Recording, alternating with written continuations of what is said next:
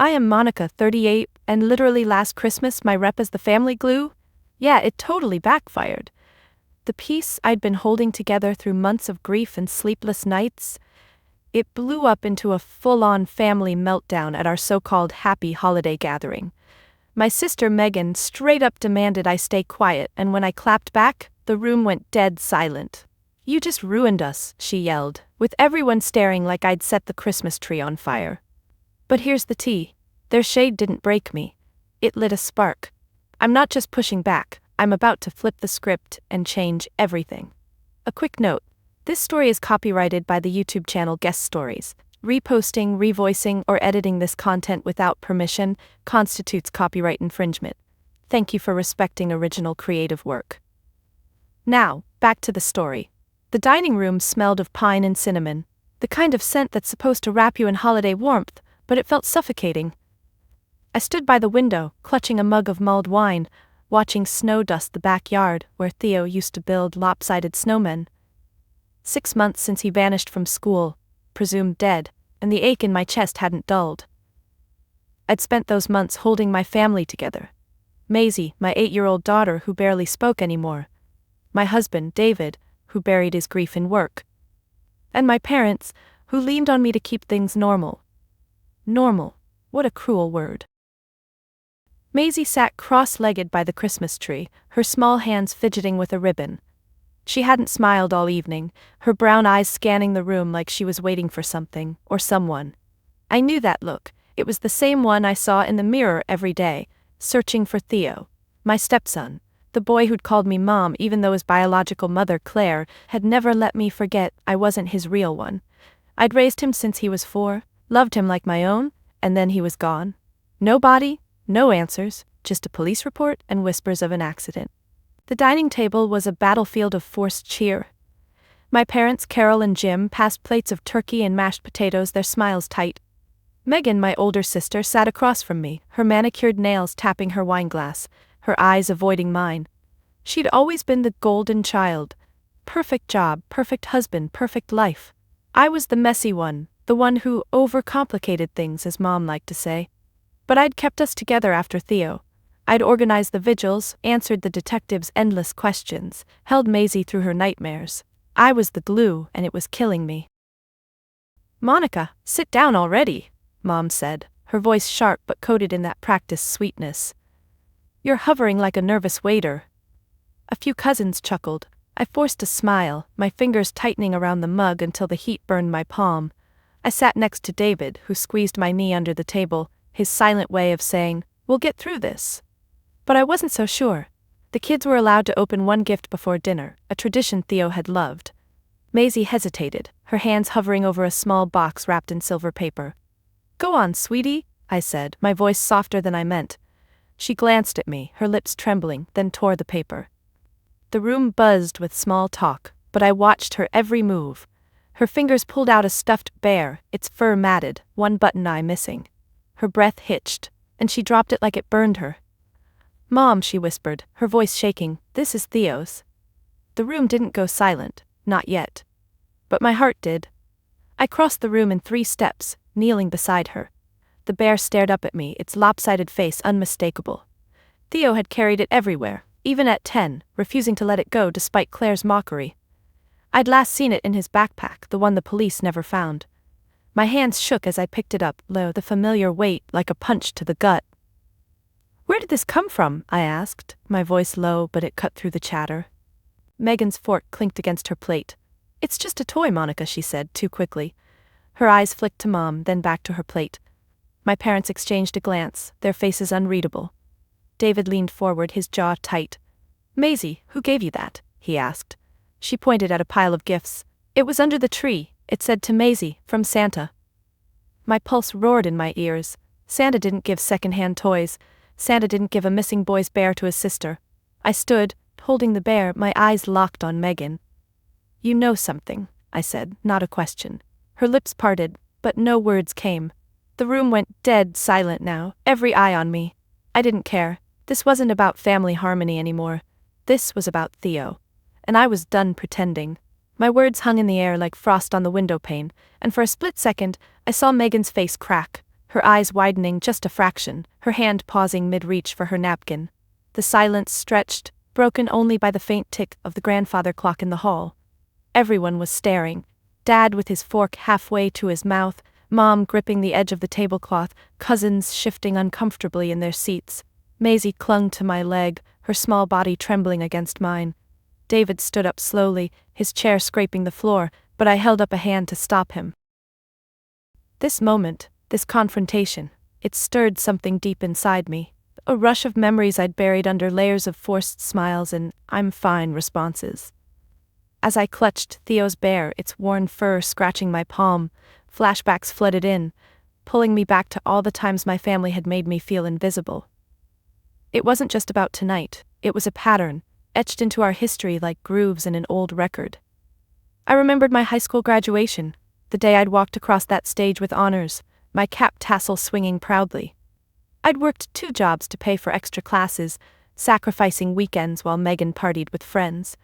But at the family dinner afterward, all anyone talked about was Megan's acceptance to that fancy college, how she'd nailed her interview, how Dad had beamed when she called with the news. "Our Megan's going places," Mom had said, clinking glasses, her eyes sparkling. When it was my turn to share, I mentioned my scholarship, but Dad waved it off with a chuckle. "That's great, Mon, but let's not steal Megan's thunder tonight." I sat there, smile frozen, fork pushing peas around my plate, the sting burning in my throat. That invisibility followed me into adulthood. When I married David, a quiet courthouse wedding because we couldn't afford more, my parents showed up late, Mom fussing over her outfit. "It's not much, but it'll do," she'd said, patting my arm like I was a child playing dress-up. Meanwhile, Megan's wedding was a spectacle, white tents, string quartet, the works. I was her maid of honor, running errands, fixing her veil when it snagged. At the reception, toasts flowed for Megan's perfect match, her bright future. No one mentioned how I'd helped plan it all, staying up late addressing invitations while juggling my job. I stood in the corner, champagne bubbling flat in my glass, watching Megan twirl under the lights, feeling like a shadow in my own family. Then came the kids. Maisie was born after a grueling labor, 18 hours of pain that left me exhausted but overjoyed. I called home from the hospital, voice hoarse, to share the news. "A girl, healthy and beautiful." Mom's response? "Wonderful, dear. Oh, did I tell you Megan just got promoted? VP at her firm." I lay there, cradling my newborn, tears mixing with sweat on my cheeks. David squeezed my hand, whispering, "They're idiots," but it hurt. When Theo came into our lives, David's son from his first marriage, I stepped up without hesitation. Claire, his bio mom, was unreliable, flitting in and out like a bad habit. I potty trained him, bandaged his scraped knees, read him bedtime stories until my voice gave out. But at family gatherings, Mom would coo over Megan's stories of corporate climbs, while my updates on Theo's school plays or Maisie's dance recitals got nods and, "That's nice, Monica." The pattern peaked after Theo disappeared. Those first weeks were hell, police interviews, search parties, the endless waiting by the phone. I coordinated everything, flyers plastered on every pole, media pleas that left me raw and exposed. David shut down, Maisie withdrew, so I carried us all. My parents? They grieved, sure, but leaned on Megan for comfort. "She's so strong," Dad would say, hugging her at vigils. Handling this with grace. Megan, who showed up late to searches, who never missed a work call. I was the one digging through Theo's room for clues, my fingers numb from sorting his drawings, his toys, including that bear. One night, after a fruitless search, I collapsed on the couch, sobbing. Mom called, but instead of asking how I was, she rambled about Megan's new house. "It's got a pool, Monica, can you imagine?" I hung up, phone slipping from my hand, curling into a ball as the weight crushed me. Even small achievements were overshadowed. Last year I started a support group for families of missing children, pouring my grief into helping others. It grew, local news covered it, I spoke at events. But at Thanksgiving, when I shared, Megan interrupted with her vacation plans. "Bali was divine," she gushed, passing photos. Mom lit up, "You deserve it after all your hard work." My story? Forgotten mid-sentence. I bit my lip, nails digging into my palms, the familiar ache settling in. Now, standing in this room with Theo's bear in my hand, those memories crystallized into a single burning realization. My family had always seen me as the background player, the one who fixed things so they could shine. Megan's life was the main event, her successes trumpeted, her flaws excused. My sacrifices taken for granted like air they breathed without noticing. Maisie's whisper pulled me back. "Mom, is Theo okay?" Her eyes wide and scared mirrored my own fear. I knelt, hugging her close, the bear pressed between us. "I don't know, baby, but we're finding out." My voice steadied, fueled by years of swallowed hurt. Megan shifted, her chair creaking. "Monica, you're overreacting, it's probably a coincidence." But her voice wavered, her fingers twisting her napkin into knots. Dad cleared his throat. "Let's not jump to conclusions." Mom nodded. "Family first, remember? Family first." How many times had I heard that only to be last in line? Not tonight. I met Megan's eyes, seeing the flicker of guilt she'd hidden so well. The room felt smaller, the air thicker, as I pieced together the fragments of our fractured history. This bear wasn't random. It was a crack in their facade, and I was ready to pry it open. Holding that bear, its button eye staring blankly up at me, triggered a floodgate in my mind, pulling me deeper into the memories I'd kept locked away. Not just the slights from my family, but the secret I'd built in the shadows of my grief. It started right after Theo vanished, in those raw, endless nights when sleep was a stranger and every creak in the house sounded like his footsteps. I couldn't just sit there, waiting for the police to tell me he'd drowned in some accident, like they insisted. No body, no proof, it gnawed at me. So one evening, after tucking Maisie in and watching David stare blankly at the TV, I slipped into the home office, closed the door softly, and began my own hunt. It was a desperate aha moment, born from a crumpled note I'd found in Theo's backpack weeks before he disappeared. The police had dismissed it as kid scribbles, but I saw more. A phone number, half smudged, and the word Mom. Not me, but Claire. My fingers trembled as I dialed it that first night, the phone pressed to my ear, heart pounding like it might burst. It rang and rang, then voicemail. Claire's voice, clipped and familiar, saying she was out. I hung up without leaving a message, let my breath coming in short gasps. That was the spark. If Claire was involved, I wouldn't wait for official channels, I'd do it myself. The struggle was intense, a war fought in whispers and late-night clicks. I started small, creating a fake email account to message old contacts of Claire's, friends from her messy divorce days, people David had mentioned in passing. "Just checking in," I'd write, posing as a distant relative. Responses trickled in. "Haven't seen her in months," or "She moved, I think." But one reply stood out, a former coworker saying Claire had bragged about starting fresh with her son. My stomach twisted. Theo wasn't hers anymore, custody was clear. But doubt crept in. I dug deeper, my eyes burning from the screen glow, coffee going cold beside me. Nights blurred into weeks. I'd wait until the house was quiet, then pore over public records, my mouse clicking through databases I'd learned to navigate from online tutorials. Property searches showed Claire had rented a place 2 states away, paid in cash, suspicious. I cross-referenced with social media, using incognito tabs to avoid alerts. Her profiles were locked, but I found a mutual friend, messaged them casually. "Hey, remember Claire? Lost touch." They replied with a photo from a recent barbecue, Claire laughing and in the background a boy who looked like Theo, his back turned. My hand flew to my mouth, stifling a sob. It could be anyone, I told myself, but the height, the hair, it matched. The isolation ate at me. I couldn't tell David he was barely holding on, and false hope might break him. Maisie sensed my distraction, her drawings turning darker, full of empty swings and lost toys. During the day I'd play the role, smiling at school pickups, nodding at neighbors' condolences, but inside I was unraveling.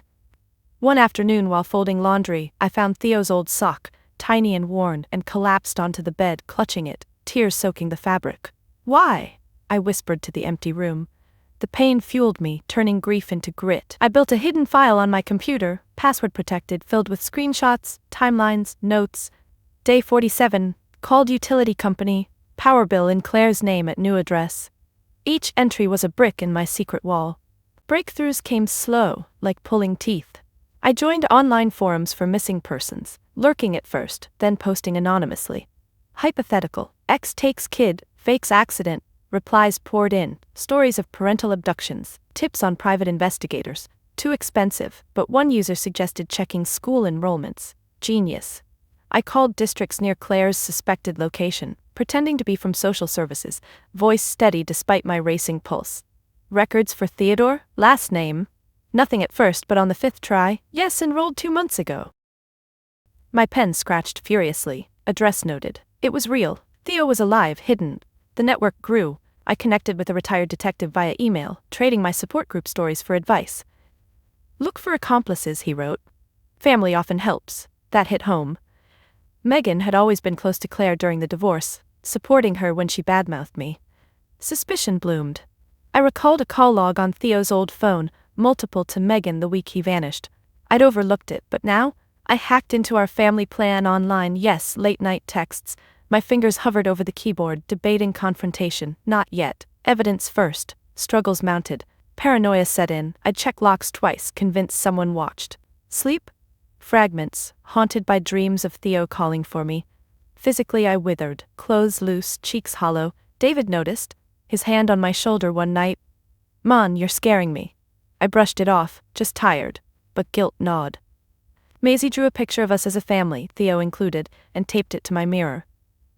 "For when he comes home," she said, her voice small. I hugged her, hiding my tears in her hair. Then, a massive breakthrough. An anonymous tip via my forum post.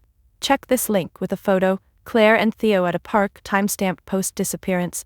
Clear as day, my hands shook as I saved it, zooming in on Theo's face, thinner but alive. Alive. Joy and rage collided. I had proof, but who helped? Megan's car in the background of another shot, license plate partial but mine. Betrayal sliced deep. I'd built this alone, piece by painstaking piece, and now it pointed home. Quiet successes piled up, a folder thick with leads, contacts ready to testify. I hadn't told anyone, hoarding it like a lifeline. It changed me, from broken to unbreakable. No more invisibility, I was the investigator, the avenger. Back in the present, bare in hand, this secret pulsed like a heartbeat. Megan's eyes darted away, her napkin shredded. "Explain," I said, voice steel. The room held its breath, my hidden work on the verge of exploding into light. Megan's mouth opened and closed like a fish gasping on dry land, her eyes flicking desperately to our parents for backup. But in that charged pause, my mind raced back to the eve of this gathering, the hours before I stepped into this house, when my secret investigation teetered on the edge of revelation, and I wrestled with the decision to even show up at all. It was Christmas Eve morning, the sky a heavy gray blanket over our quiet suburb, snowflakes drifting lazily as I stood in the kitchen, staring at the coffee maker gurgling its last drops. The house smelled of fresh-baked cookies, Maisie's attempt to make it feel like Christmas, her small hands covered in flour as she shaped dough earlier. But the cheer felt hollow, a thin veneer over the chasm Theo's absence had carved in our lives. I poured the coffee, black and steaming, into my favorite mug, the one Theo had painted for Mother's Day, its lopsided heart now a painful reminder. My laptop sat open on the counter, screen dimmed but alive with the weight of what I'd uncovered. Last night, after everyone slept, I'd made the final connection. A blurry security cam photo from a gas station near Claire's hideout, showing Megan's car pulling in, timestamped the day Theo vanished. My sister helping the woman who'd tormented us. The pixels blurred as tears welled, but I wiped them away, fingers clenching the mouse. "Why, Megan?" I'd whispered to the empty room. The evidence was damning. Calls, photos, even a bank transfer I'd traced through a contact in my network. My secret project built in isolation was no longer just leads. It was a bombshell, ready to detonate. But revealing it meant shattering the family, and on this eve, doubt clawed at me. I paced the kitchen, mug in hand, the hot ceramic burning my palms but grounding me. David was upstairs, wrapping last-minute gifts, his footsteps creaking overhead. He'd sensed my tension all week, asking gentle questions I deflected with just holiday stress. How could I tell him? The reunion we dreamed of might come at the cost of everything else. Maisie wandered in, pajamas rumpled, clutching her stuffed rabbit. "Are we going to Grandma's?" she asked, voice small, eyes searching mine. I knelt, brushing a curl from her forehead. "Yes, sweetie, but remember, if it gets too much, we can leave early." She nodded, but her lower lip quivered. Theo's disappearance had stolen her spark. This gathering was supposed to be healing, not another wound. I sat at the table, pulling the laptop closer, reviewing my files one last time. The folder icon mocked me. Theo Truth. Packed with emails, screenshots, timelines. A recent breakthrough, an audio clip from a forum contact, Claire's voice faintly in the background during a call, laughing about our little secret. My heart hammered as I replayed it, earbuds in, volume low. Got him safe, she said. Safe. From what? Me? The loving home we'd built? Rage bubbled, my fist clenching on the tablecloth. But intertwined was fear. What if confronting Megan backfired? What if my parents defended her, like always? I imagined the scene, accusations flying, denials sharp as knives. Would they choose her perfection over my truth? Reluctantly, I began preparing. I chopped vegetables for the side dish I'd promised to bring, knife slicing carrots with more force than needed, each thunk echoing my turmoil. Juice splattered, staining my sleeve, but I didn't care. My mind wandered to past Christmases, Theo's excitement unwrapping toys, Maisie giggling at his antics. This year, the tree in the living room twinkled alone, gifts sparse. I'd bought something for Theo anyway, a new book series he loved, wrapped and hidden in my closet. Hope, foolish but stubborn. As I stirred the pot, steam rising, my phone buzzed. A text from Mom, "Can't wait to see you all. Megan's bringing her famous pie." I stared at the screen, thumb hovering over reply. "Us too," I typed, hitting send before I could add the sarcasm brewing inside. David came down, arms full of wrapped boxes, his smile tentative. "You okay?" He set them down, pulling me into a hug. His shirt smelled of his cologne, familiar and steady. I leaned in, but pulled back quickly. "Fine, just thinking." He nodded, not pushing, but his eyes lingered. We loaded the car together, snow crunching under boots, the chill seeping through my coat. Maisie buckled in the back, singing off-key carols, her voice a fragile thread of normalcy. As we drove, radio playing soft holiday tunes, I gripped the wheel, knuckles white. The investigation's revelation loomed. If I found proof tonight, or if something slipped, it could change everything. A call to the police hovered in my mind, numbers memorized. Arriving at my parents' house, decorations glowing, I hesitated at the door, hand on the knob. Inside, laughter filtered out, Megan's voice prominent. I took a deep breath, the cold air sharpened my lungs, sensing the fragile peace cracking. "Let's do this," I murmured, pushing open the door. Back in the present, as Megan stammered, "It's not what you think," the Eve's reluctance surged. I'd come seeking closure, but now, with the bear as proof, the shatter was imminent. My voice cut through. "Then what is it?" The question hung, my secret ready to unleash. The question lingered in the thick air, my words sharp enough to slice through the holiday facade, but instead of an answer, Megan leaned back in her chair, crossing her arms tightly over her chest, her lips pursing into that familiar line of disapproval I'd seen 1,000 times. The room seemed to hold its collective breath, forks hovering, eyes darting between us like spectators at a tense match. Dad cleared his throat again, a gravely sound that grated on my nerves, while Mom reached for her water glass, her hand unsteady, the ice clinking softly. Maisie buried her face in my side, her fingers twisting the fabric of my sweater, and David moved closer, his presence a solid anchor behind me. But before Megan could muster a response, the family's default mode kicked in, the subtle digs, the condescending jabs disguised as concern, the backhanded compliments that had always been their way of keeping me in my place. "Oh, Monica," Mom started, her voice dripping with that practiced sigh, the one she used when I was overreacting as a kid. She set her glass down carefully, folding her napkin in her lap with precise folds, avoiding my gaze.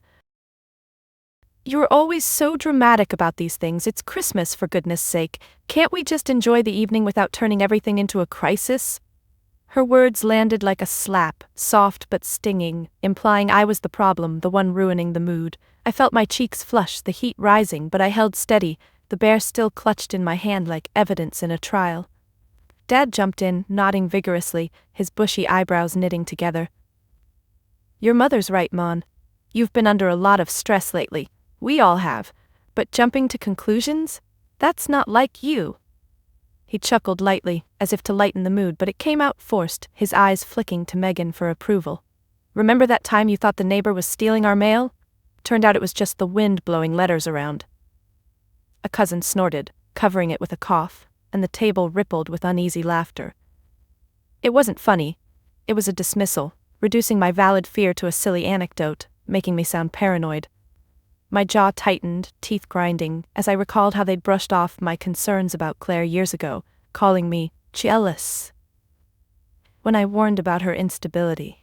Megan recovered then, her voice smoother, laced with that superior tone she wielded like a weapon. Exactly. Monica, sweetie, I know you've been through a lot with Theo and all, but this? She gestured vaguely at the bear, her manicured nails catching the light. It's probably some mix-up at the store. You do tend to see conspiracies where there are none. Like with your little support group. Bless your heart for trying, but not everything's a mystery to solve. Bless your heart. The ultimate backhanded compliment, southern sweet but venomous, belittling my efforts as cute, but ineffective. My support group had helped dozens of families, including one that found their child, but to her it was a hobby, not real work like her corporate climbs. The cousins chimed in, emboldened, their comments piling on like snow in a storm. Aunt Linda, Mom's sister, tilted her head sympathetically, her earrings dangling. You've got such a big heart, Monica, always taking on everyone's burdens, but maybe it's time to let go a bit. Grieving is hard, but clinging to old toys won't bring him back. Her smile was pitying, eyes soft, but it twisted the knife, implying I was stuck, unhealthy, while they had moved on. Uncle Rob nodded, wiping his mouth with his napkin. Yeah, and David, buddy, you must be a saint putting up with all this detective stuff at home. He slapped David on the back from across the table, chuckling, but David stiffened, his hand finding mine under the table, squeezing hard. Even the smaller jabs stung, a cousin muttering, "Pass the potatoes before Monica analyzes them for clues," eliciting giggles. Mom added, "You were always the imaginative one, dear. Great for storytelling, but not so much for real life." Storytelling. As if my pain was fiction. Each word chipped away, designed to make me doubt, to shrink me back into the role of the overlooked sister, the one who overcomplicated things. My heart pounded, a mix of anger and hurt swirling in my chest, my free hand clenching into a fist at my side. Maisie whimpered softly. "Mommy," and I stroked her hair, whispering, "It's okay." Though it wasn't. This gauntlet wasn't new. It was the same pattern from every family event where my contributions were minimized, my emotions invalidated. But tonight, with the bear's worn fur pressing into my palm, the contempt felt sharper, more deliberate, like they were circling to protect something, or someone. Megan sipped her wine, her eyes narrowing over the rim. "Seriously, Mon, give it a rest. You're scaring the kids." Scaring the kids, as if I was the villain, not the one fighting for truth. Dad leaned forward, voice lowering, "We've all grieved Theo in our way, your way. It's intense, admirable really, but maybe tone it down?" Admirable. Another backhand praising while patronizing. The barrage kept coming, wave after wave, each comment a microaggression building the tension. "Mom, you look tired, honey. Have you been sleeping? Stress ages you so fast." Aunt Linda, such a devoted mom, but don't forget to take care of yourself instead of chasing ghosts. Even a younger cousin. "Cool bear, Aunt Mon, is it vintage? You always find the quirkiest things." Quirky. Dismissing the horror as eccentricity. My breath came shorter, the room spinning slightly, but I stood firm, eyes locked on Megan. "This isn't quirky. This is Theo's. Explain how it got here." They deflected again, Mom waving a hand. "Coincidence, dear. You're so clever at spotting patterns. Use that brain for something fun like planning next year's trip." Clever, but misguided. The compliments twisted into insults, heightening the underlying strain, the air crackling with unspoken secrets. David's grip tightened, his thumb rubbing circles on my hand, a silent, "I've got you." Maisie's tears soaked my sweater. The contempt wasn't just words, it was in their postures. Leaning away, avoiding eye contact, fingers tapping impatiently.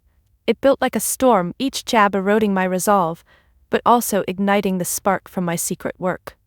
I wouldn't back down, not this time.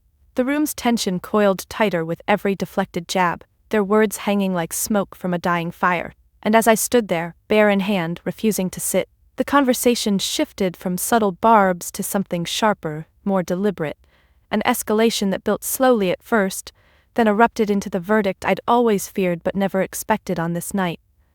Mom's hand still toyed with her necklace, the pearls clicking softly as she twisted them, her eyes finally meeting mine with a mix of exasperation and resolve. "Monica, enough," she said, her voice firmer now, dropping the sugary coating. "You're not just upsetting us, you're tearing this family apart, again." The "again" landed heavy, referencing every time I'd pushed back, every instance where my drama had overshadowed their peace. Dad set his napkin down with a finality, folding his arms across his chest, his chair creaking as he leaned back. "We've tried, Mon. Lord knows we've tried. Supporting you through the wedding, the kids, this whole Theo mess." He paused, rubbing his temple as if the weight of my existence exhausted him. "But you don't make it easy, always questioning, always digging. It's like you don't trust us." Trust. The word twisted in my gut. He said it like I was the betrayer, not the one holding proof of lies. Megan nodded vigorously, her eyes gleaming with that self-righteous spark. "Exactly, Dad. I've been saying it for years. Monica thinks she's the hero, but she's the one causing the problems." Her finger pointed vaguely in my direction, not quite accusing but close enough, her posture straightening as if drawing strength from their alignment. The escalation picked up pace, voices overlapping in a chorus of grievances, each one building on the last like waves crashing higher. Aunt Linda chimed in, her fork gesturing wildly. "Remember Easter? You accused Claire of tampering with the custody papers. Turned out to be a clerical error. We all had to smooth things over." She shook her head, lips pursed. Uncle Rob added, "And the money we lent for your house? You paid it back late, with excuses about unexpected bills. We didn't make a fuss, but it hurt." Old wounds, dragged out and weaponized, their tones laced with resentment I'd never heard voiced so openly. Cousins murmured agreements, one saying, "It's always something with you," while another nodded, "We just want a nice dinner." My heart hammered, a storm raging inside as I absorbed the hits, my fingers digging into the bear's fur, until threads pulled loose. David stood fully now, his hand on my shoulder, but I shrugged it off gently. I needed to face this alone. Maisie clung tighter, her sobs muffled against me. "This isn't about old stuff," I said, voice rising to cut through. "This is about Theo, his bear. Here. Now." But they ignored it, steamrolling ahead. Mom's voice cracked the whip next.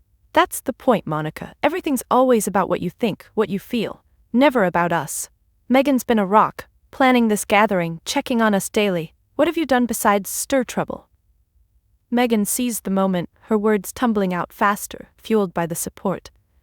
"I've held back for so long, but fine, let's air it. You married David knowing his baggage with Claire, then acted shocked when it got messy. You dragged us into your drama, made us choose sides. And now, with Theo gone, instead of grieving quietly, you're playing detective, accusing everyone." She stood up, chair scraping harshly, her face flushed. "I helped Claire back then because she needed a friend, not you, with your perfect little family act." The admission slipped, "helped Claire," and my breath caught, but before I could pounce, Dad interrupted. "Megan's right, we've excused your behavior too long, the selfishness, the demands, it's exhausting." The room fell into a heavy pause, their eyes on me, waiting for surrender. But I didn't budge, my stance widening slightly, the bear raised like a shield. "Selfish? I've been the one holding us together, vigils, searches, support, while you," I trailed off, pointing at Megan, "helped hide him."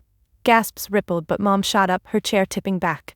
"That's it? Accusing your sister? On Christmas? You're unhinged." Her finger jabbed the air toward me.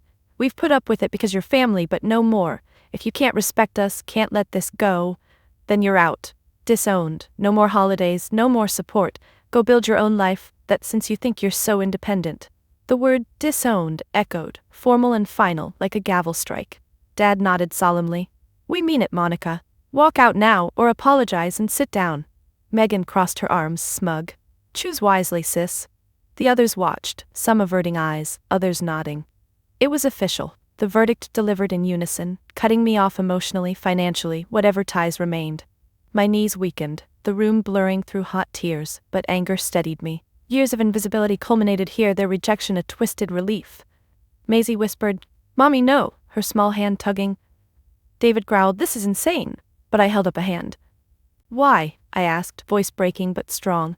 "Because I won't ignore this." I shook the bear, Mom's face hardened. "Because you destroy everything good. Go." The escalation peaked, the air electric with finality. They sat back, expecting compliance, but my secret burned inside, ready to counter. The fracture was complete, but I wasn't broken, not yet. The underlying tension finally snapped, their collective digs coalescing into a full-throated assault. And as I stood there, the bear's worn fabric grounding me against the whirlwind of their words, the dinner conversation hurtled toward the brink, escalating from scattered barbs to a unified front that culminated in the words I'd never imagined hearing aloud. Megan's eyes locked onto mine, her earlier smugness hardening into something colder, her fingers drumming a rapid tattoo on the tablecloth. "You know what, Monica? Maybe it's time we all said it out loud," she said, her voice rising, sharp and unyielding. She pushed her plate away slightly, the china scraping against the wood, drawing everyone's attention. "You've been poisoning this family for years with your suspicions and your need to be the center of everything. Theo's gone. Tragic, yes, but your obsession? It's destroying us." Mom nodded slowly at first, her hand stilling on her necklace, then more emphatically, her chair shifting as she leaned forward. "Megan's got a point, dear. We've tiptoed around it too long." Her words came measured, but the undercurrent was steel, her eyes flicking to Dad for reinforcement. He grunted in agreement, unfolding his arms to rest his elbows on the table, his gaze finally steady on me. "We've supported you, Monica, through the marriage, the blending of families, even when Claire caused headaches, but this constant drama? It's too much." His voice deepened, the paternal tone turning authoritative, like he was delivering a boardroom decision rather than shattering his daughter. The escalation built layer by layer, their grievances pouring out now unchecked, each one fueling the next. Aunt Linda jumped in, her voice quivering with pent-up frustration. "Do you know how many times we've had to defend you to outsiders? Oh, Monica's just passionate, we'd say. But passionate? It's entitlement. You act like we owe you for every little thing you do." She gestured with her hand, nearly knocking over her water glass, the liquid sloshing but not spilling. Uncle Rob added, "And the money, don't forget the loans. We helped with your down payment, no questions asked. But repayment? Dragged out with excuses about Theo's medical bills before he, well, you know." His face reddened, fist clenching briefly on the table. Cousins piled on, their comments overlapping in a cacophony that made my head spin. One said, "You always make holidays about your issues. Last Thanksgiving it was all Theo theories." Another, "We come here to relax, not play detective." Even the quieter ones nodded, their silence a tacit endorsement, eyes downcast, but shoulders squared in solidarity. Megan steered it back, standing now, her height giving her command. "See, it's not just me, we've all felt it. You sidelined my achievements to wallow in your messes. My promotion? Barely a mention because you were grieving. Well, newsflash, we all grieve." Her words stung deepest, twisting my pain into selfishness, her finger jabbing the air for emphasis. I felt the room closing in, my breath shallow, the bear heavy in my grip like an anchor in a storm. David tensed beside me, his hand hovering near my back, but I shook my head subtly. This was my fight. Maisie whimpered, her face buried deeper, small hiccups escaping. "Please, stop," I managed, voice cracking, but they didn't. Mom's turn again. "We've excused it because you're our daughter, but tonight? Accusing Megan over a toy? It's the last straw."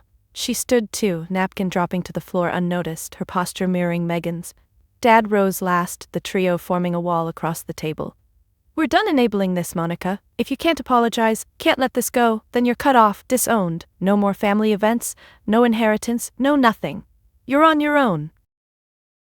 The word disowned landed like a physical blow, sucking the air from my lungs, the formal announcement hanging in the silence that followed.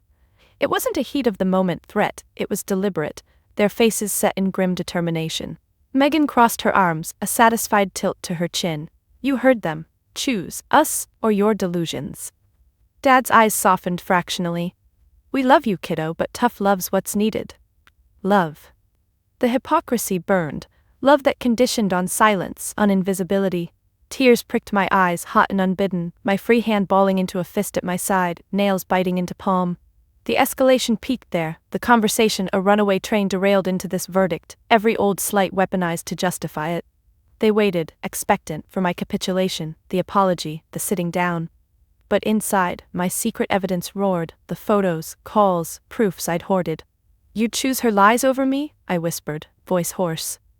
Mom's response, "We're choosing peace, over you." The finality crushed, fracturing bonds I'd glued together. David pulled Maisie into his arms, his jaw clenched. The room held, breath bated, as I absorbed the cut. Irrevocable, official. Yet in the pain, a spark. Freedom from their chains. I wouldn't beg. Not anymore. The room pulsed with the aftermath of their verdict, the word disowned echoing in my ears like a distant thunderclap that refused to fade, and as I stood there, frozen in the wreckage of what was once my family, the weight of the bear in my hand suddenly felt like the key to unlocking the truth I'd chased in secret for months. David's arm wrapped around my waist now, steadying me as Maisie wriggled free from his hold, her tear-streaked face turning up to mine, but it was her earlier whisper, "This is Theo's," that replayed in my mind, crystallizing into a horrifying clarity. The chaos swirled. Mom sinking back into her chair, her hands trembling as she smoothed the tablecloth. Dad averting his eyes, rubbing his jaw like he regretted the sharpness of his words. Megan fidgeting with her sleeve, her composure cracking just enough for me to see the fear beneath. But in that precise moment of deepest humiliation, with their rejection still burning fresh, an external jolt hit. My phone buzzed in my pocket, insistent and loud, slicing through the silence like a lifeline thrown into turbulent waters. I fished it out automatically, my thumb swiping the screen without thinking. The caller ID flashing Detective Harris, the lead on Theo's case, the one I'd badgered with my leads until he stopped returning calls. My heart stuttered, the room blurring around the edges as I pressed accept, holding the phone to my ear. "Monica, it's Harris. We got a tip. Anonymous but solid. Coordinates to a cabin 2 hours north. Matches your description of Claire's patterns. Team's en route." His voice was clipped, professional but laced with urgency. I gripped the phone tighter, knuckles whitening, the bear dangling from my other hand. "A tip?" I echoed, my voice barely above a whisper, but it carried in the hushed room. Heads turned, confusion rippling across faces. Megan's chair scraped as she shifted, her eyes widening a fraction. The detective continued, unaware of the audience. "Yeah, photos too, boy matching Theo's age, with a woman fitting Claire's build. And get this, metadata shows a connection to your sister's phone. We're pulling warrants." My sister's phone. The words slammed into me, confirming what my secret files had hinted. The calls, the transfers, the blurry car photo. Betrayal ignited, hot and final, my gaze snapping to Megan. She paled, her hand flying to her mouth, but too late. The pieces locked in, her defensiveness over the bear, the coincidence dismissals, her closeness to Claire. This wasn't just help, it was orchestration, faking a death, letting us grieve, all while Theo was alive, hidden. My stomach churned, bile rising, as micro-memories flashed. Megan's late arrivals to searches, her comforting calls to Claire, the way she'd avoided my eyes tonight. David leaned in, his breath warm on my neck. "What is it?" he whispered, but I held up a finger, the phone pressed harder. "Monica, you there?" Harris pressed. "We need you to stay put. Could be dangerous if involved parties know." Involved parties. My family. The room watched, tension thickening, Mom's fingers twisting her napkin into shreds, Dad's brow furrowing deeper. Maisie tugged my sweater. "Is it about Theo?" Her voice, small and hopeful, pierced me. I nodded, tears blurring my vision, the humiliation of disownment morphing into righteous fury. This call, it changed everything. External validation crashing in at my lowest, revealing the scale of my hidden success. My investigation wasn't paranoia, it was truth, and now the authorities had it. But the realization deepened the horror. Megan hadn't just known, she'd facilitated. The bear? A taunt? A mistake? My free hand clenched, nails digging into palm, drawing pinpricks of blood. "Detective," I said, voice steadying. "The bear, Theo's toy, it's here, a gift under the tree." Silence on the line then. "What? Send a photo, and Monica, call local PD if things escalate. We're moving fast." I lowered the phone, snapping a quick picture of the bear, my fingers trembling on the send button. The click echoed in my mind, evidence dispatched. Turning to the room, I met their stares. "That was the police. Theo's alive. Claire took him, and Megan, you helped." Chaos erupted softly at first. Megan's gasp, sharp and denying. Mom's "no, that can't be," Dad's chair pushing back. But I didn't wait. With the call's revelation fueling me, I dialed 911, the numbers blurring through tears. "Emergency," I said when they answered, voice calm but edged. "I need police at address. Suspected involvement in a child abduction. My stepson Theo. Evidence here including a toy from the missing child. And my sister. She's part of it." My words flowed, precise, drawing from months of notes. The operator's questions came rapid. "Is anyone in danger?" "Stay on the line." I glanced at Megan, who bolted upright, knocking her glass over, wine spilling like blood across the white cloth. Monica, wait, you don't understand, she pleaded, hands outstretched, but her avoidance of eye contact screamed guilt. David took Maisie, shielding her, his face a mask of shock turning to anger. Cousins murmured, phones emerging, whispers of, call someone? The room's micro-actions amplified, Mom's hand clutching Dad's arm, nails leaving marks, Megan pacing 2 steps then stopping, her heel clicking erratically. Sirens wailed faintly in the distance already. Small town, quick response. The call to authorities, prompted by Harris's tip and my realization, sealed it. Theo would be found, but at what cost? The betrayal scale hit full force. Family fractured, but truth emerging. As police lights flashed through the window, blue and red dancing on walls, I hung up, the phone slipping slightly in my sweaty palm. The event had occurred, changing our world irrevocably. The sirens grew louder, their wail piercing the night like a scream that mirrored the one building in my throat, and as the first patrol car screeched to a halt outside, gravel crunching under tires, the family's stunned scramble began in earnest, a chaotic ballet of denial and deflection that only fueled my resolve to expose their hypocrisy once and for all. Mom lurched to her feet, her chair toppling backward with a crash that echoed through the room, her hands flapping uselessly as she rushed to the window, peering out at the flashing lights. Police, Monica, what have you done? Her voice cracked, high and accusatory, but underneath lurked panic. Her fingers clutching the curtain so tightly the rod creaked. Dad stood slower, his face ashen, rubbing his hands together in that nervous tic he'd had since childhood, muttering, "This is a mistake. Has to be." Cousins scattered, some grabbing coats, others whispering furiously into phones, their eyes wide with shock, one even spilling coffee in her haste, the dark stain spreading across the rug like an omen. Megan, though, she was the epicenter, her composure shattering as she backed away from the table, bumping into the sideboard, china rattling. "You called the cops? On me? Your own sister?" Her words tumbled out, laced with indignation, but her eyes darted to the door, calculating escape, her hands trembling as she smoothed her skirt repeatedly, a futile attempt to regain control. "This is insane. I didn't do anything."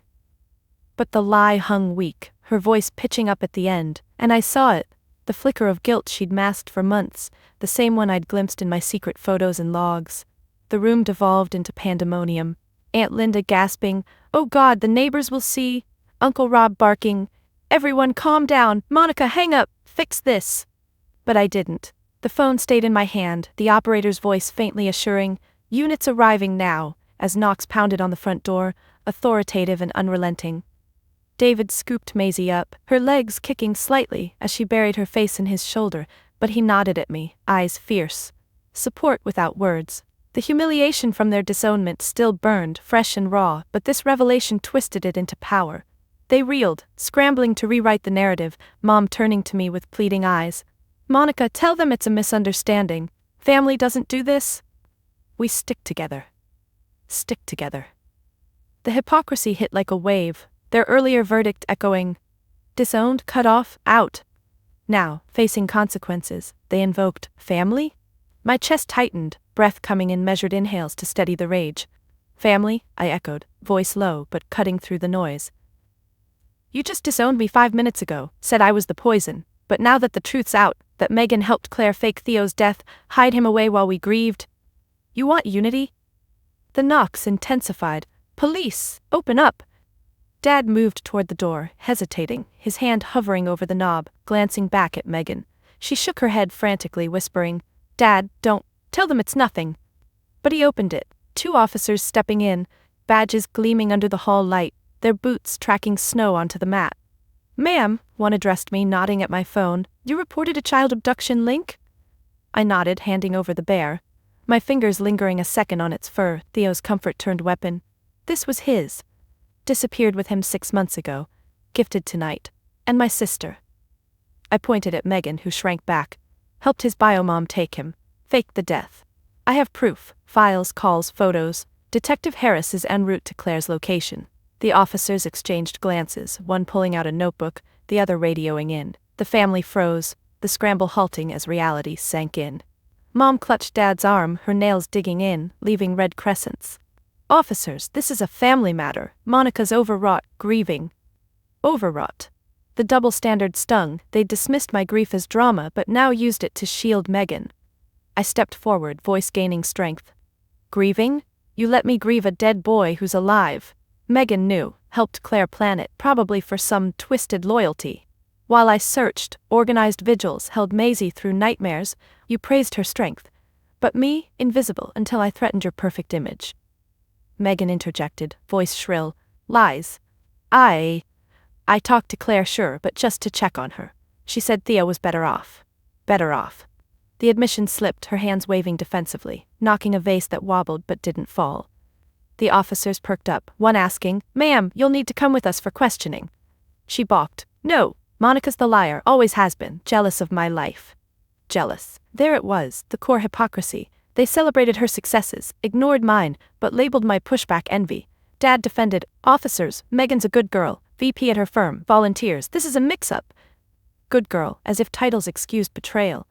Mom nodded, tears welling. We've always supported Monica, but she's unstable. See how she's acting. Unstable, the word ignited me fully. I turned to them, the room's eyes on me, officers watchful, family desperate. Supported? You overlooked me my whole life. My graduation, Megan's college toast, my wedding, her extravaganza, Theo's disappearance. You leaned on her while I broke, and tonight, disowned me for questioning, but defend her for kidnapping aid? That's your family, hypocrites, choosing shine over truth. My words flowed, calm but venomous, each one a mirror to their double standards. Megan's face crumpled. Mon, please. But I shook my head, exposing it all. You let us think he was dead. Maisie stopped talking, David shut down. I nearly lost myself. For what? Claire's vendetta? Your approval? The officers intervened, one cuffing Megan gently as she protested. I did it for Theo. He was unhappy. Unhappy. Another layer peeled. Mom sobbed, Megan, no. But Dad hushed her, their defense crumbling. I gathered our coats, handing one to David, who held Maisie close. We're done, I said to them, voice even. You chose this. Turning to the door, I paused, the powerful exit building. Officers, I'll send my files. Stepping out into the snow, lights flashing on my face, the cold air hit like freedom. Behind, their pleas faded. Monica, wait. But I didn't look back. The hypocrisy lay bare, my success. The truth, triumphant. We drove away, the house shrinking in the mirror, fractured but finally seen.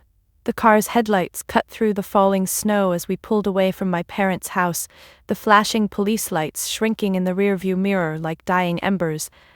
And in the quiet that followed, broken only by Maisie's soft sniffles from the back seat, I felt the fracture settle deep. A permanent shift from the toxic web of blood ties to the chosen bonds that had always held me steady. David drove with one hand on the wheel, the other reaching over to clasp mine, his fingers interlacing tightly, knuckles brushing against my palm in a rhythm that said more than words could. The heater hummed, warming the chill that had seeped into my bones, but inside warmth bloomed from a different source, the knowledge that Theo was coming home. Detective Harris had texted mid-drive, boy secured, safe, en route to station. My phone had vibrated against my thigh, and I'd read it aloud, voice cracking, as David squeezed my hand harder, his eyes glistening under passing streetlights. We arrived at the police station before dawn, the building a squat brick structure lit by harsh fluorescence, the parking lot dusted with fresh snow that crunched under our boots. Maisie clung to my hip, her small hand fisted in my coat, her breath fogging the air in quick puffs. Is Theo really there? She whispered, eyes wide, and I knelt despite the cold seeping through my jeans, cupping her face. Yes, baby, he's coming back to us. David hovered behind, his arm around my shoulders, a solid presence that grounded me as we pushed through the doors. The lobby smelled of stale coffee and paperwork, officers milling about with clipboards, but Harris met us at the desk, his tie loosened, face etched with fatigue but softened by a nod. He's in the back. Shaken, but okay. Claire's in custody, singing about Megan's involvement. Your files helped seal it. He led us down a hallway, fluorescents buzzing overhead, my heart pounding with each step, David's hand at the small of my back, steadying. Maisie skipped a little now, hope lighting her face, tugging my sleeve. The contrast hit me then, sharp as the shift from that dinner table's venom to this hallway's promise, the chosen versus the biological. Back there, blood had meant obligation, dismissal, betrayal wrapped in family first. Here, with David and Maisie, bonds forged in love and trial, It meant unwavering support. No strings. No scorekeeping. David's quiet strength never overshadowing but always there. Maisie's innocent trust, unmarred by the adult's poison. And Theo, my stepson, chosen every day since he entered our lives, now returning to arms that had never stopped reaching. The door opened to a small room, softly lit, toys scattered on a table, police attempt at comfort. And there he was, Theo, perched on a couch, knees drawn up, clutching a juice box, his hair longer, face thinner, but those eyes, wide, brown, unmistakably his, lifting to meet mine. Time froze. "Mom?" His voice, small and uncertain, cracked something in me. I crossed the room in 2 strides, dropping to my knees, arms enveloping him as he lunged forward, the juice box tumbling to the floor, spilling sticky apple scent. His body shook against mine, thin arms wrapping tight, face burrowing into my neck, warm tears soaking my collar. "I missed you," he whispered, voice muffled, and I rocked him gently, propped my hand stroking his back in slow circles, feeling the knobs of his spine, the reality of him solid and alive. David knelt beside us, his large hand resting on Theo's shoulder, thumb rubbing softly. "Hey buddy, we're here!" Theo peeked up, a shy smile breaking through tears, reaching to hug his dad, the 3 of us tangling in an awkward, perfect embrace. Maisie hovered at the edge, then dove in, her small body wedging between, giggling wetly. "Theo, I kept your room clean. Mostly." He laughed, a sound I'd dreamed of, light and real, ruffling her hair. "Thanks, Squirt. Did you beat my high score on that game?" She nodded vigorously, and just like that the moment unfolded, genuine and warm, layers of tension peeling away with each shared breath, each micro-touch. Theo's fingers twisting in my sweater, David's forehead pressing briefly to mine, Maisie's cheeks smushed against Theo's arm. We sat on the floor, backs against the couch, as Theo talked in fits. Claire's promises of adventure turning to isolation, Megan's visits with secrets and toys, including that bear she'd slipped him before the trip. His hands fidgeted with a loose thread on his shirt, pulling it taut then releasing, voice dropping when he mentioned missing us, the fake death a blur of confusion. Aunt Megan said it was a game, but I wanted to come home. Anger flickered in me, but I pushed it down, focusing on him, brushing hair from his forehead, nodding encouragingly. David asked gentle questions, his voice low and steady, drawing out details without pressure, while Maisie showed him drawings on her phone, her finger scrolling eagerly. No condescension here, no backhanded digs, just listening, validating, the way true allies do. The contrast sharpened in my mind, that dinner's forced cheer, plates passed with tight smiles, words weaponized to diminish.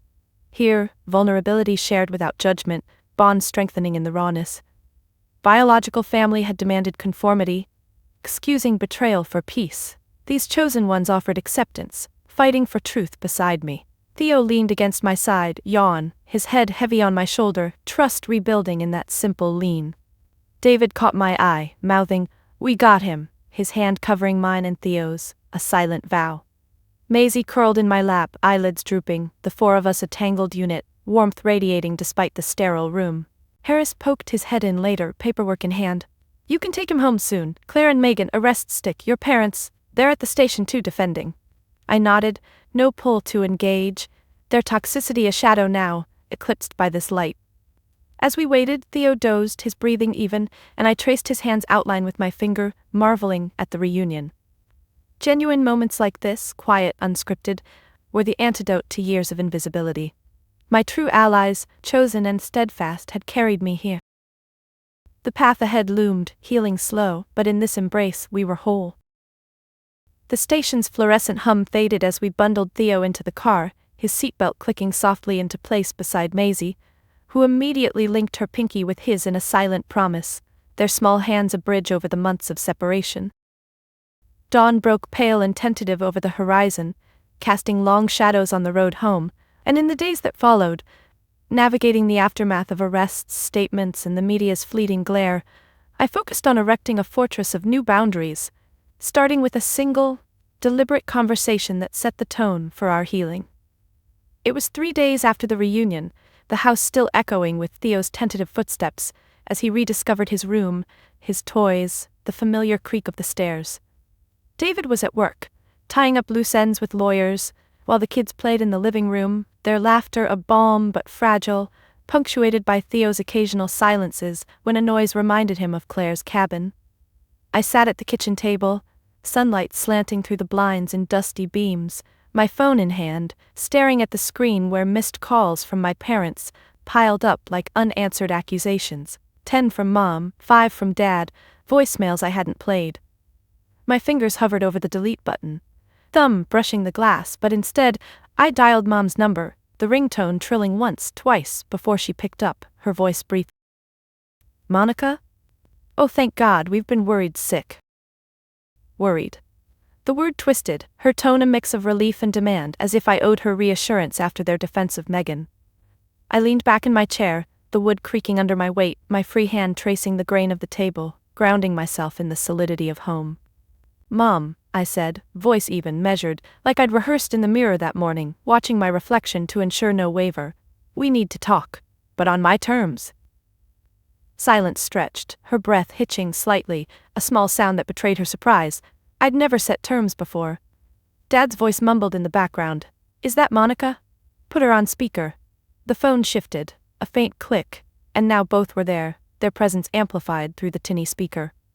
Honey, we're so glad Theo's back, Dad started, his words rushing. We never knew. Megan swore it was for the best. Claire convinced her. Excuses already, their voices overlapping in a familiar pattern, minimizing, deflecting. Mom added, come over, let's hug it out. Family heals together. Together. As if the fracture was a scrape, not a chasm. I closed my eyes briefly, inhaling the scent of fresh coffee from my mug, steam curling up, then opened them, focusing on a photo on the fridge, us 4 at the park last summer pre-disappearance, smiles unshadowed. No, I said firmly, the word landing solid. Not yet, maybe not ever. You defended her, disowned me for questioning, let us grieve a lie. My fingers tightened on the phone, nails pressing into the case, leaving faint indents. Mom's gasp was audible, sharp. We were wrong, okay? Scared. Megan's our daughter too. The hypocrisy lingered unspoken. They'd chosen one daughter over the other, blood excusing betrayal. Dad interjected. What do you want, apologies? Fine, we're sorry. Now, when can we see the grandkids? The question hung, expectant, but I didn't yield. Apologies aren't enough, boundaries are. I stood, pacing the kitchen tile, footsteps soft but deliberate, the cool floor under my socks centering me. First, no contact with Megan.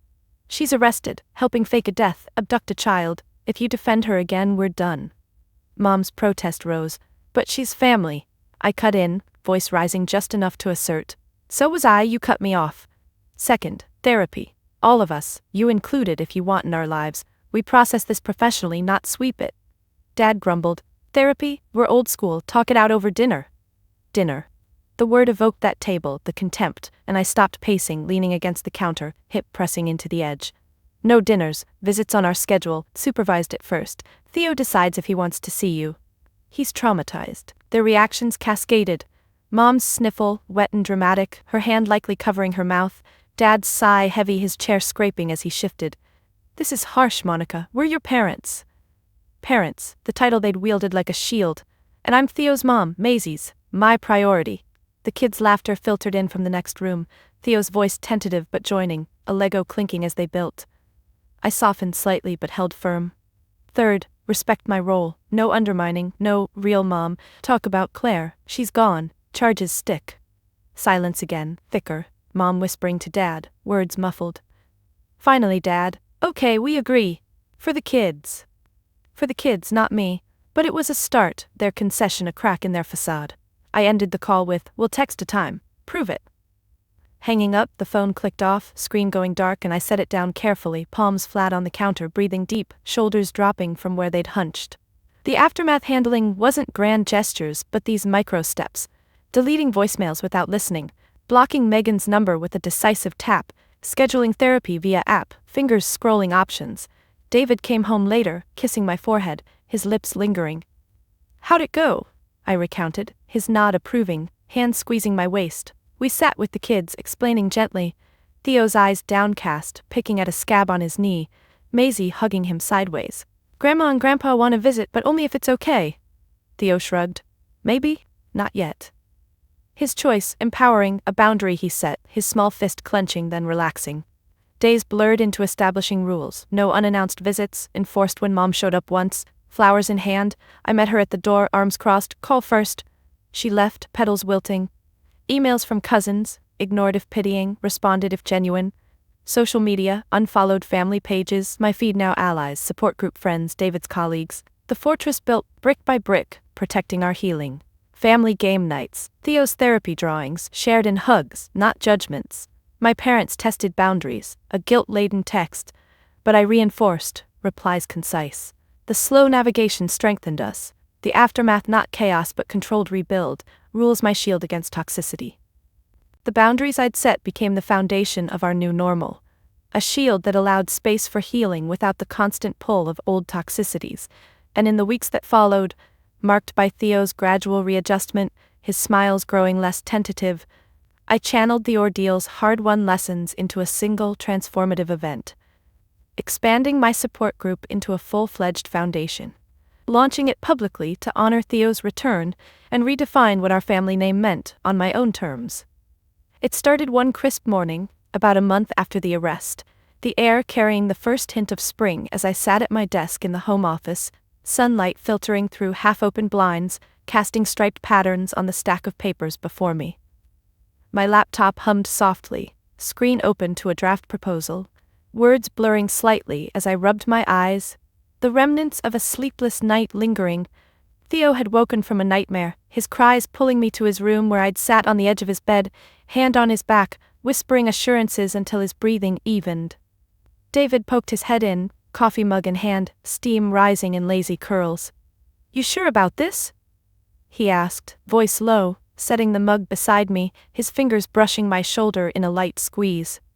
I nodded, reaching up to cover his hand with mine, feeling the calluses from his work tools, a tactile reminder of his steadfast support. It's time, not just for us, for others. The support group had been my secret lifeline, born from grief. But now, with Theo home, it felt like a legacy waiting to be claimed. No longer invisible in my family's shadow, I could build something visible, impactful, turning pain into purpose. The kids were at school, Maisie chattering excitedly about showing Theo her class project, his nod shy but engaged, their bond rebuilding, a positive anchor. I dove in, fingers flying over the keyboard, refining the foundation's mission, helping families of missing children navigate abduction, providing resources, advocacy, therapy. My own story woven in subtly, not for pity but proof. Recovery possible, even from betrayal. Contacts from my network emailed back swiftly. The retired detective offering advisory role, a lawyer pro bono for filings. I paced as I dialed a local nonprofit for partnership, phone pressed to ear, foot tapping the rug's fringe. "Yes, we're launching next month, event at the community center, speakers, fundraiser." The yes on the other end sparked adrenaline, my free hand clenching in a small fist pump. This was reclaiming. Using the success of uncovering the truth to amplify voices like mine, overshadowed families fighting systems that failed them. The primary event coalesced around the launch gala, but preparation consumed me. One focused push. I sorted invitations, envelopes stacking on the desk, addressing each by hand, ink smudging slightly on my thumb. Theo wandered in mid-afternoon, school bag slung over shoulder, hesitating at the door. "What you doing?" He fiddled with the strap, eyes curious but guarded. I beckoned him over, pulling a chair close, our knees bumping. "Starting something big, to help kids like you, families who miss them." His face shifted, brows furrowing, hand reaching to trace a flyer mock-up, a photo of us four, blurred for privacy, caption "From Loss to Legacy." "Because of me?" he asked, voice small, fingers lingering on the image. I nodded, covering his hand. "Because of your strength, and mine, we're turning bad into good." He leaned against me, head on my shoulder, a quiet acceptance that warmed deeper than words. Maisie burst in then, backpack thumping down, diving into the pile. "Can I help? Draw posters?" Her energy infectious, crayons scattering as she sketched, bright colors, stick figures holding hands. David joined later, sorting donations, books, toys from group members, his hands efficient, stacking boxes with precise thuds. "Proud of you," he murmured, pausing to kiss my temple, lips warm. The micro-actions built momentum, printing banners, thumb-pressing staples into corkboard, calling speakers, voice steady despite nerves, budgeting on spreadsheet, cursor blinking as numbers aligned. Each step honored Theo's return, not as victim but survivor, redefining our story from fracture to foundation. Challenges crept in, testing resolve. A reporter called, digging for juicy details on Megan's trial, her guilty plea pending, parents' defense crumbling in headlines. I deflected, hand gripping the phone. Focus on the foundation, healing, not scandal. Hanging up, I exhaled sharply, forehead pressing to cool desk wood. Doubt flickered. Was this exposing us again? But Theo's drawing, taped to the wall, a family under a rainbow, steadied me. This was my terms, Monica's legacy, not the overlooked sister, but the builder. The launch night arrived, community center buzzing, string lights draped, tables laden with appetizers, my hands arranging napkins, folding crisp edges. Guests mingled, support group families, local officials, even Harris, but badge tucked away. I stood at the podium, spotlight warm on my face, dress hem brushing knees as I shifted weight. 6 months ago my son vanished, presumed dead, but truth prevailed. Voice steady, I shared snippets, betrayal's sting, reunion's joy, without naming villains. This foundation reclaims that pain, for every child, every parent. Applause rippled, hands clapping, some wiping tears. Theo stood beside me later, shy wave to the crowd, his small hand in mine squeezing. Donors pledged, checks rustling into the box, a therapist offering sessions pro bono. Post-event we cleaned up, chairs stacking with metallic clangs, David high-fiving Theo. "You did good, kid." Maisie collected stray balloons, popping one accidentally, giggle echoing. Driving home, stars pricking the sky, I reflected, this positive impact, funds for searches, awareness campaigns, reclaimed our name. Not the fractured one my parents clung to, defending Megan in court whispers, but ours, resilient, giving. Boundaries held, no invite to them, their texts unanswered tonight. The ordeal's lessons channeled here, rebuilding lives, honoring Theo by ensuring no family endured alone. Our story redefined, legacy mine to shape. The foundation's launch lingered in the air like the faint scent of fresh paint in a newly renovated room, a tangible marker of progress, but it was in the quiet aftermath during a solitary walk along the neighborhood trail one overcast afternoon that the final reflection settled over me.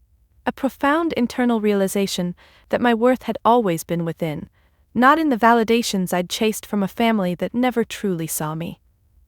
The path wound through budding trees, leaves rustling softly in the breeze, my sneakers crunching gravel with each measured step, the rhythm syncing with my breathing. In, out, steady despite the occasional hitch when memories surfaced. I'd slipped out alone after lunch, telling David I needed air, his concerned nod following me to the door, hand briefly touching my elbow in silent understanding. The kids were napping. Theo curled on the couch with a book half open on his chest, Maisie sprawled nearby, her arm dangling off the edge, their peaceful forms a stark contrast to the storm I'd navigated.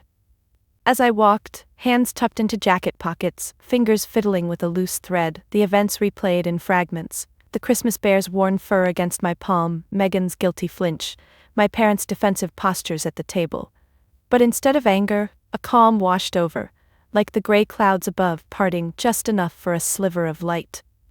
I paused at a bench overlooking a small pond, sitting on the cool wood, knees drawn up slightly, arms wrapping around them as I stared at the water's rippling surface, disturbed only by a duck paddling lazily. My reflection stared back, distorted but clear in essence. Eyes tired but resolute, lines etched from grief but softened by growth. For years I'd measured my value by their yardstick, the overlooked achievements, the sidelined sacrifices, the constant push to prove I was enough. Invisible, they'd called it indirectly, celebrating Megan's shine while dimming mine. The realization deepened as wind tousled my hair, strands sticking to my lips until I brushed them away with an impatient swipe. My worth wasn't in their approval, it never had been. It bloomed from the nights I'd held Maisie through tears, her small body shaking until she slept, from the way Theo now sought my hand in crowds, his grip tight but trusting. From David's quiet, "I love you," murmured in the kitchen, his arms encircling me from behind, internal, unshakable. I traced a finger along the bench's armrest, feeling the rough grain, splinter catching lightly on my skin, a micro-pain that grounded the thought. The betrayal had stripped the illusions. Family wasn't blood's blind loyalty but chosen actions, consistent care. They'd fractured us, but in breaking I'd rebuilt stronger, boundaries like walls that protected, rather than confined. Thoughts flowed logically, raw and direct. First the hurt, fist clenching at my side as I recalled Mom's, "You're too sensitive," her hand waving dismissively. Then the shift. Shoulders relaxing as I acknowledged my strength, the secret investigation's breakthroughs pieced in solitude, each clue a affirmation of my capability. No pity sought, just truth. I'd saved Theo, not them. The peace came in waves, chest expanding with a deep breath, the pond's surface stilling as the duck glided away. Self-validation wasn't revenge's satisfaction, but this quiet acceptance. Worth inherent, like the trail's enduring path, worn but persistent. I stood, brushing dirt from my jeans, a small cloud of dust puffing up, and continued walking, pace quicker now, energized. Memories intertwined, the foundation's applause, hands clapping in rhythm, but the real triumph was internal, the launch an external echo of inner resolve. No more chasing their nods, peace in knowing I'd flipped the script, changing everything as I'd vowed that fateful night. The trail looped back, house coming into view, chimney smoke curling lazily. David met me at the door, brow furrowed. Okay, I nodded, stepping into his embrace, chin resting on his shoulder, arms tightening around his waist. Better than okay. The kids stirred inside, voices calling Mom, and I pulled away, hand lingering on his cheek, thumb stroking the stubble. Peace settled, irrevocable. Worth, internal, family redefined, path forward clear in its simplicity. The foundation's work continues to grow, touching lives in ways I never imagined. But looking back on that Christmas nightmare, the betrayal, the arrest, the slow rebuild, it's clear that reclaiming my voice was the real victory. Have you ever faced a family secret that shattered everything, only to find strength on the other side?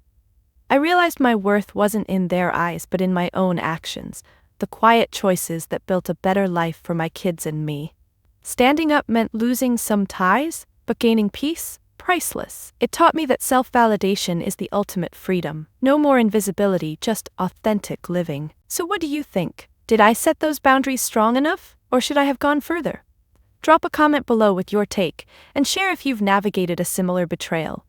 Your stories inspire us all. Don't forget to like if this resonated and subscribe for more real-life tales of turning pain into power. Remember, you're worth more than anyone else's shade. Flip your own script today.